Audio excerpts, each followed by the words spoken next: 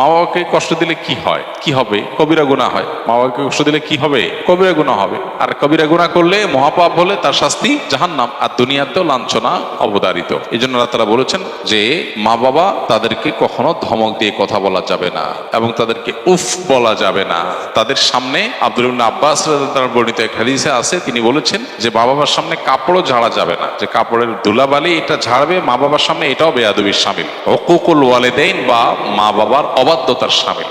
তাহলে কতটা নম্রতা তাদের সামনে দেখাতে হবে। আমরা আজকাল ছাত্ররা, অনেক ছাত্ররা শিক্ষকের সামনে যেরকম মর্যাদা দেখায়, যদিও সেটাও আজকাল হারিয়ে যাচ্ছে, মাদ্রাসার ছেলেদের মধ্যে এখনো আছে, ওস্তাদের সামনে যেরকম মর্যাদার সাথে বিনয়ের সাথে নিজেকে উপস্থাপন করে মা বাবার সামনে সেরকম থাকতে হবে। আমাদের হলো মা বাবা হলেন এমন মানুষ যার সাথে সব সময় 24 আওয়ার্সে যে কোনো সময় ঝাড়ি দিয়ে কথা বলা যায়। বিশেষ করে মা মানুষটাই এমন, আমরা মনে করি যে চোখ বন্ধ করে অটো ঝাড়ি দেওয়া যায় যাকে, তিনি হলেন কে? মা।